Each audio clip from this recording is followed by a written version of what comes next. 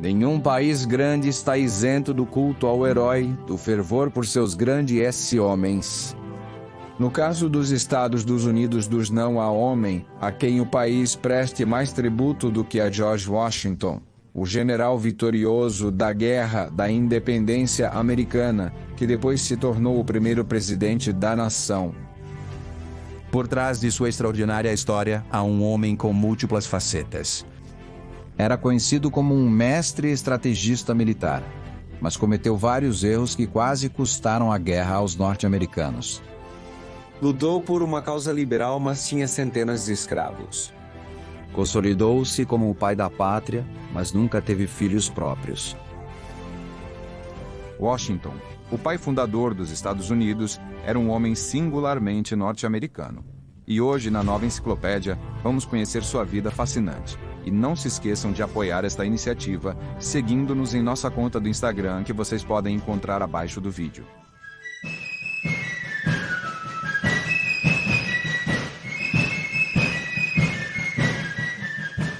George Washington nasceu em 22 de fevereiro de 1732, na colônia inglesa da Virgínia. A família Washington havia emigrado para a Virgínia a partir da Inglaterra na década de 1650 e se tornou uma das famílias mais ricas do país.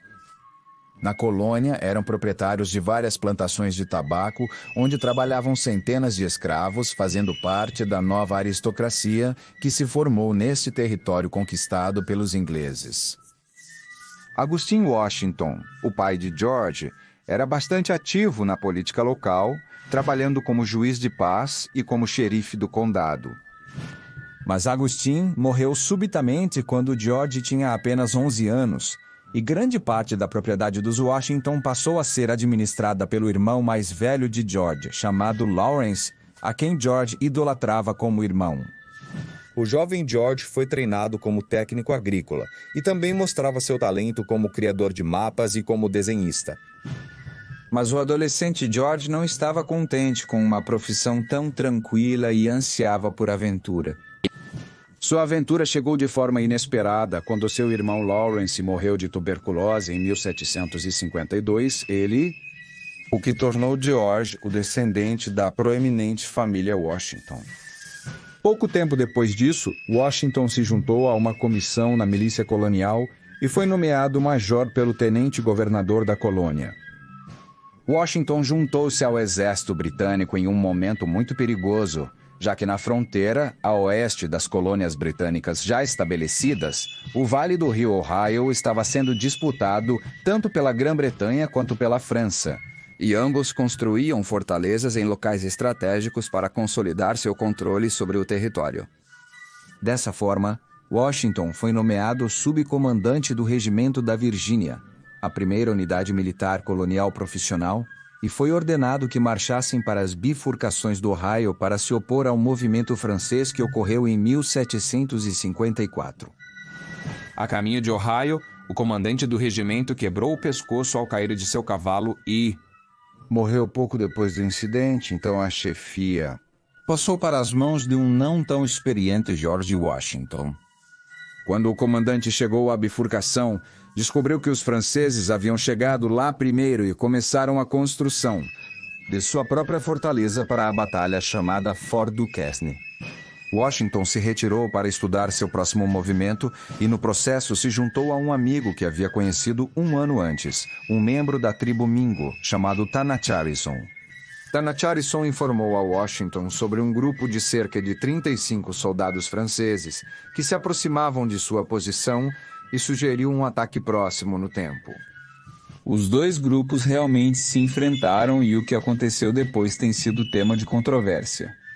O que se sabe com certeza é que no final do confronto, quase todo o destacamento francês estava morto, incluindo o comandante do mesmo. Os franceses afirmaram algum tempo depois que estavam lá em uma missão diplomática totalmente pacífica que foi massacrada, enquanto Washington pensou que os franceses estavam lá para expandir suas forças e atacar.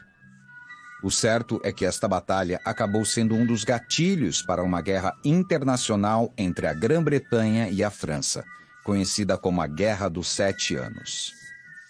Após este episódio, O comandante da guarnição francesa em Fort Duquesne libertou 600 soldados e atacou Washington no dia 3 de julho. Os virginianos indisciplinados Fugiram sob o fogo francês. Os franceses ofereceram a Washington que retornasse com suas tropas ilesas para a Virgínia se ele se rendesse. Washington sentiu que não tinha opção e se marchou para o que ele pensava ser sua desgraça e o fim de sua carreira militar.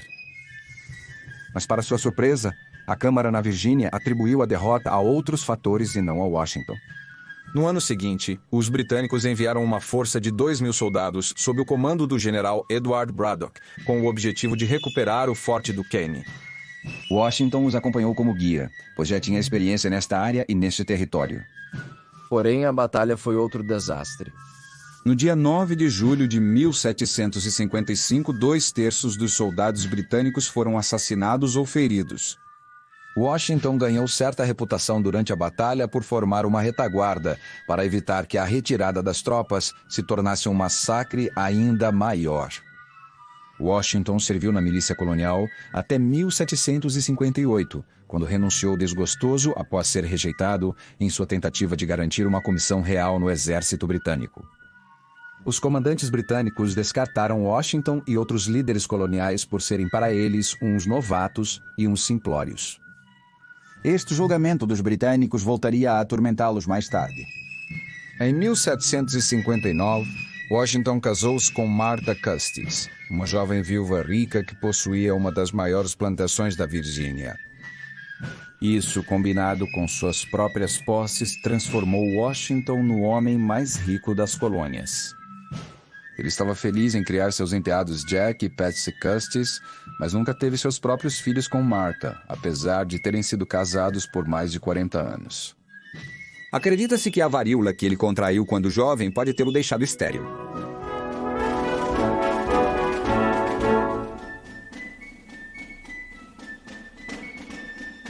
Washington iniciou sua carreira política na Câmara dos Burgueses da Virgínia.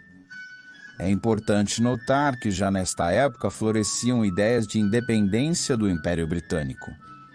Essa ideia em Washington cresceu durante a década de 1760 e 1770, devido à tentativa do Parlamento Britânico de exercer mais controle sobre as colônias americanas através de impostos e outras medidas.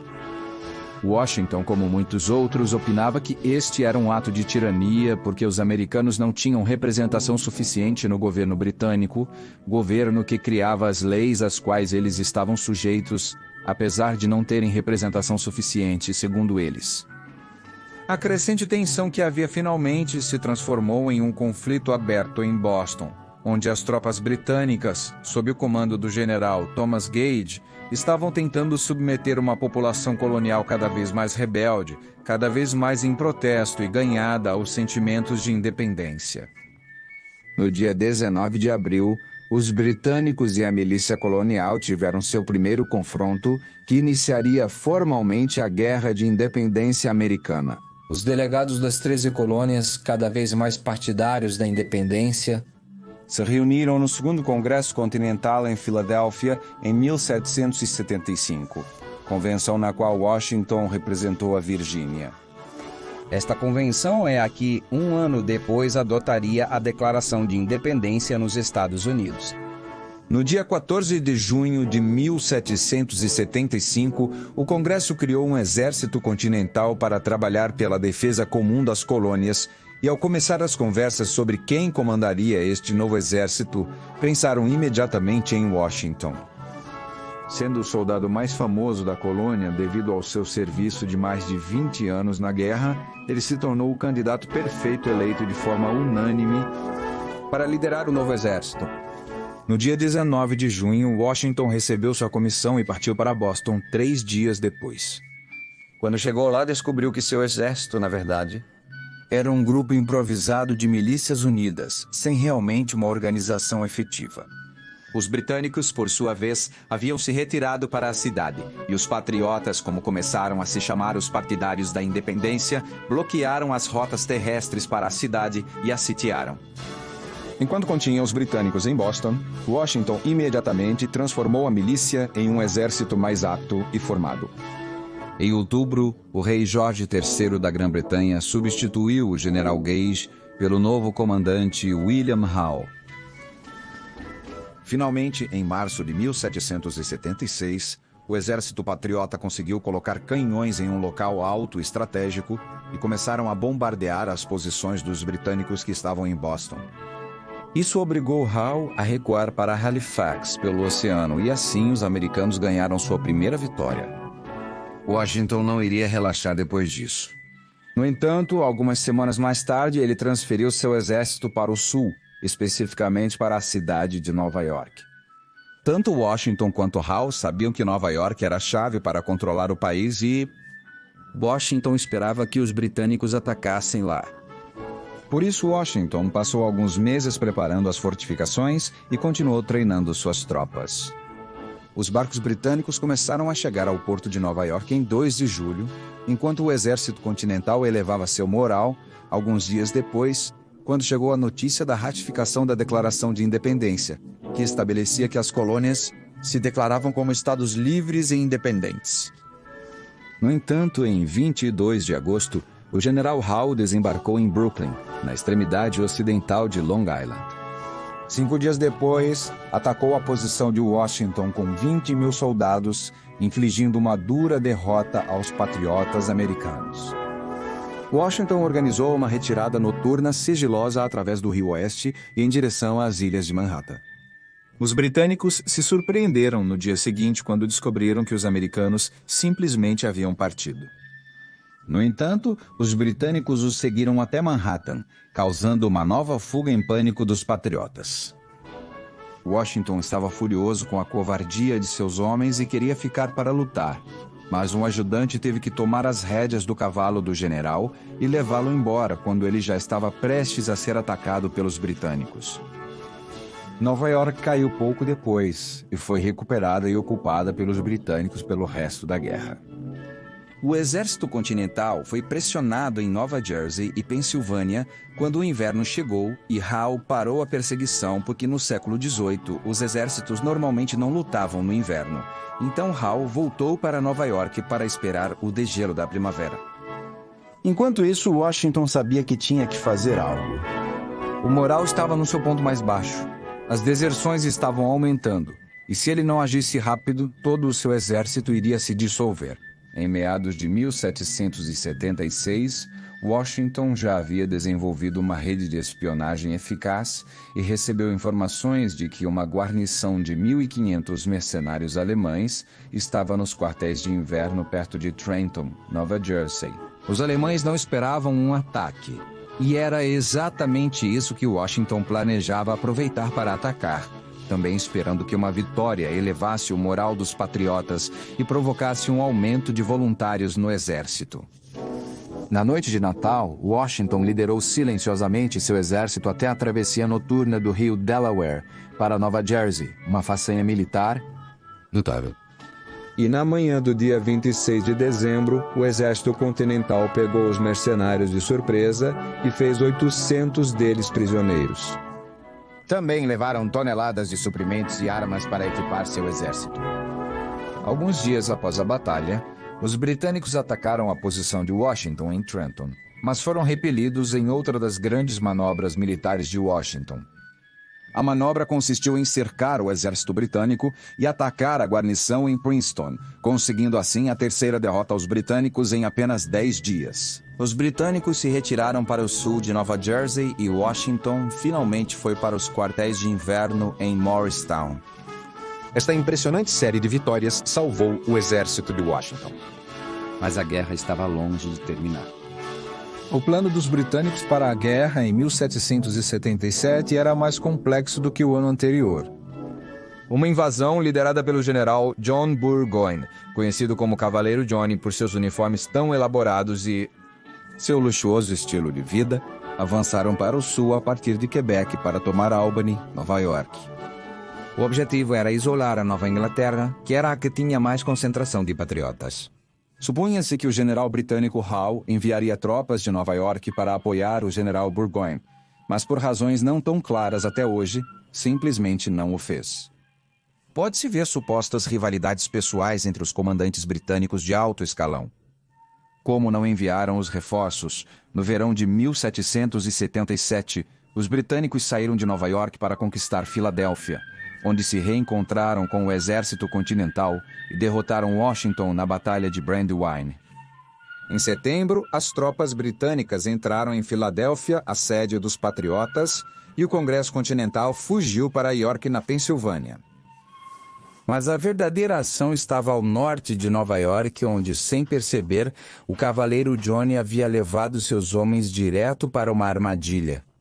Burgoyne foi rapidamente cercado por tropas continentais lideradas por Horácio Gates, e como os reforços tão esperados de Howe nunca chegaram, foi derrotado pelos americanos na Batalha de Saratoga em setembro e outubro. Por isso, no dia 17 de outubro, foi forçado a se render e entregar seu exército.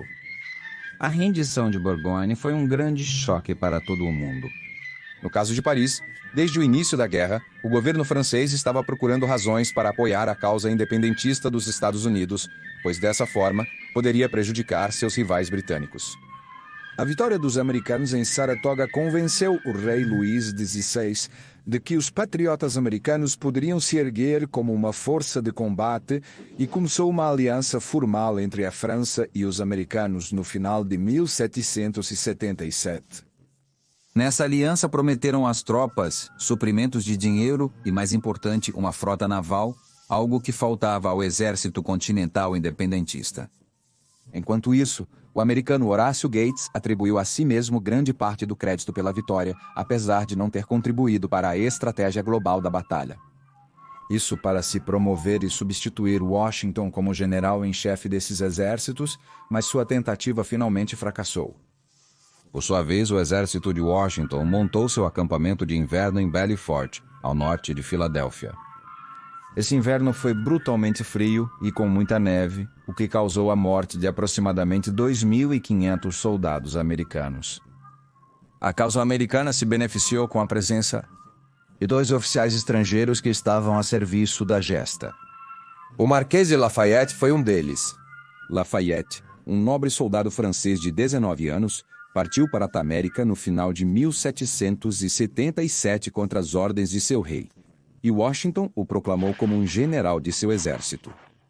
Lafayette trouxe aos americanos novos conhecimentos sobre a guerra europeia e teve um efeito positivo no moral do exército.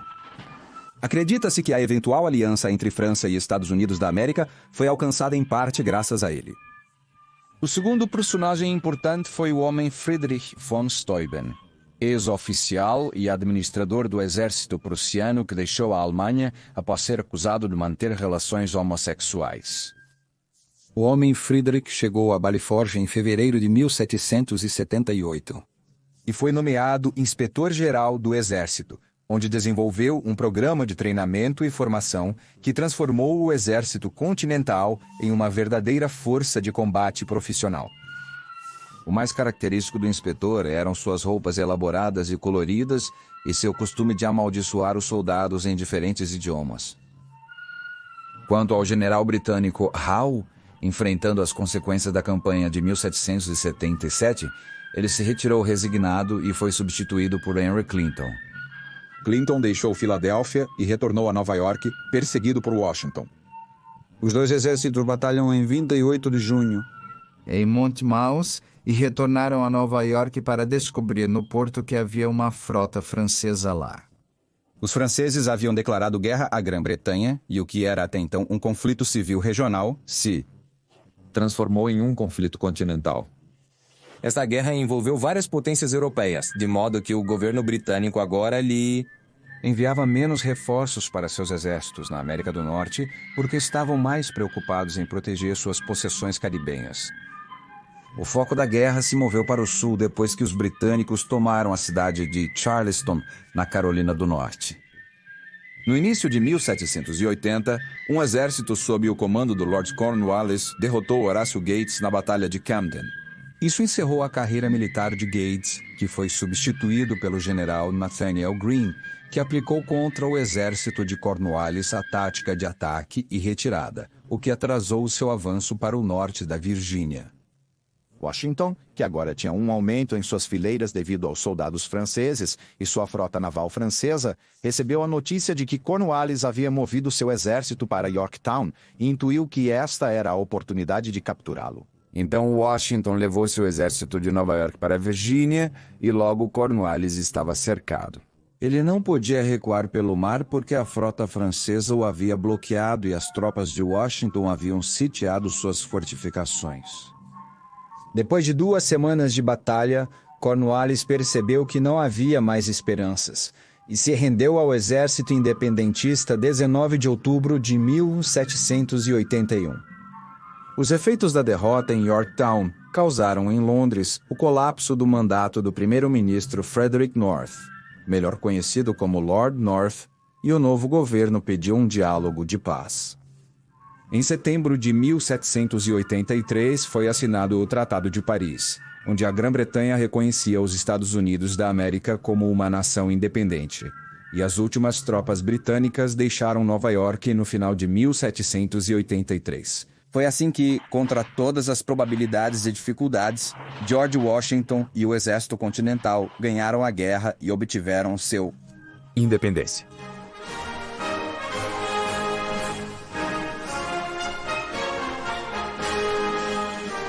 Agora Washington era um herói nacional e vários membros do Congresso fizeram uma proposta para oferecer-lhe o título de rei. Mas Washington recusou. Naquele momento, à frente do exército, ele poderia ter tomado o poder facilmente, mas recusou-se a instaurar uma nova monarquia. Então, em dezembro de 1783, Washington renunciou voluntariamente como general em chefe e se retirou para suas terras em Mount Vernon. Mas essa aposentadoria não durou muito, pois as leis da Confederação que governavam a nação rapidamente se mostraram inadequadas, e era necessária uma Constituição Nacional para estabelecer o novo governo independente dos Estados Unidos. Então, chamaram Washington de sua aposentadoria para servir como presidente da Convenção Constitucional de 1787 em Filadélfia. Lá, ele supervisionou a criação de um documento que mais de 200 anos depois ainda serve como carta fundadora da lei americana e como referência de Constituição republicana para muitos países do mundo. A primeira eleição para a presidência dos Estados Unidos ocorreu em 1788 e Washington foi eleito como o primeiro presidente da nação, assumindo este cargo histórico em Nova York no dia 19 de abril de 1789. Como primeiro presidente, Washington definiu muitos dos precedentes que ainda servem para o poder executivo. Durante seu mandato, estabeleceu que deveria ser chamado de Senhor Presidente, em vez de títulos mais elaborados como Sua Excelência ou Sua Alteza. Também estabeleceu as bases do famoso discurso inaugural e o primeiro discurso presidencial na Câmara do Congresso. Além disso, Washington estruturou o poder executivo em uma forma de gabinete que ainda persiste em grande medida atualmente. Como presidente, Washington dedicou muito tempo a ser o mediador de facções em conflito dentro de seu gabinete. E como presidente, não fez parte de nenhum partido político. De fato, ele nem mesmo gostava da ideia de que essas organizações existissem. Embora o mesmo não pudesse ser dito sobre Alexander Hamilton, o secretário do Tesouro, nem sobre Thomas Jefferson, o secretário de Estado, Hamilton acreditava que o futuro da nação estava em um governo federal forte, um sistema bancário nacional e o comércio entre cidades. Por isso se dedicou a formar o Partido Federal para avançar esse projeto. Por sua vez, Jefferson preferia um governo descentralizado, controlado por cada estado e com uma economia centrada na atividade agrária. Por sua vez, Jefferson não era muito afeito ao crescente protagonismo que os bancos ganhavam. Então formou o Partido Democrata Republicano para avançar esse projeto. Ambos eram grandes rivais e frequentemente as reuniões do gabinete terminavam aos gritos, com Washington tendo que intervir para manter a ordem. Washington via com melhores olhos a visão de Hamilton e passou a maior parte de seu primeiro mandato resolvendo problemas econômicos. Para 1792, Washington já estava exausto de anos de campanha militar e de política e não mostrou nenhum interesse em se candidatar para um segundo mandato. No entanto, todas as partes imploraram para que ele se candidatasse e foi reeleito de forma unânime. Em 1796, recusou-se categoricamente a candidatar-se para um terceiro mandato e decidiu se aposentar. Isso estabeleceu outro precedente para a tradição republicana do referido país. Até Franklin Roosevelt, em 1940, e depois que Roosevelt morreu após seu quarto mandato, nenhum outro presidente serviu mais de 2 mandatos na história do país. Eventualmente, o Congresso aprovou uma emenda que estabelecia como limite apenas 2 mandatos na lei federal. De maneira que Washington se retirou novamente para suas terras em Mount Vernon, em busca de uma vida mais tranquila. Em 1796, John Adams foi eleito vice-presidente e, durante este tempo, as relações com a França se deterioraram severamente, especialmente em decorrência da Revolução Francesa. Eram tempos convulsos e parecia que uma guerra estava a caminho. Então, em 1798, Washington aceitou a posição de comandante em chefe dos Estados Unidos para defender seu país em caso de ser atacado.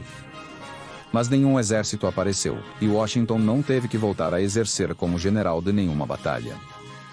Em dezembro de 1799, Washington começou a ter uma dor de garganta que piorava a cada dia. Vários médicos foram chamados, mas nenhum concordou sobre o que estava causando essa doença, e nenhum sabia o que fazer. Em algum ponto, quase meio litro de sangue foi extraído de Washington, já que naquela época essa era uma prática médica bastante comum. Mas provavelmente isso fez com que piorasse ainda mais. No dia 14 de dezembro, por volta das 10h30 da noite, George Washington morreu aos 67 anos. A notícia sobre sua morte desencadeou uma onda de luto nacional que levaria a um sentido funeral no país. No dia 18 de dezembro, o general Henry Lee, conhecido como Light Horse Harry, foi quem proferiu a oração fúnebre de Washington. Isso depois teria um giro irônico, já que seu filho, Robert E. Lee, foi a grande figura principal da rebelião dos estados que buscaram se separar da nação estadunidense, na qual George Washington desempenhou um papel primordial para sua fundação. Quando morreu, Washington possuía mais de 300 escravos. Isso era um elemento essencial para a criação da riqueza de sua família. No entanto, as ideias contra a escravidão se proliferavam, e com o envelhecimento, ele se sentia cada vez mais desconfortável com a situação. Em seu testamento, Washington ordenou que metade de seus escravos fossem libertados após sua morte, e o restante fosse libertado após a morte de sua esposa, Martha. Martha morreu em 1802 aos 70 anos. George e Martha Washington foram enterrados em um túmulo no Mount Vernon, onde ainda se encontram, apesar da tentativa do governo americano de transferi-los para um túmulo em Washington, Distrito de Colômbia, a nova capital que leva o nome do primeiro presidente da nação. Após sua morte, foram erguidos em sua homenagem monumentos comemorativos. O Monumento de Washington, que tem 555 pés de altura, foi concluído em 1888 e devido a uma lei federal aprovada em 1910 para limitar a altura dos edifícios. Em Washington, Distrito de Colômbia, esse monumento é o prédio mais alto da cidade e provavelmente continuará sendo no futuro. A carreira militar e política de Washington marcou o nascimento dos Estados Unidos. Ele rapidamente se tornou um mito nacional da pessoa que todo americano aspirava a se tornar. Com suas virtudes e erros, entrou na categoria dos homens que conseguem marcar a história de um povo. Como ser humano, Washington foi uma figura mais complicada. Como homem público, Washington é o pai da pátria americana. Talvez Light Horse Harry Lee o tenha entendido melhor quando o descreveu como o primeiro na guerra, o primeiro na paz e o primeiro nos corações de seus compatriotas.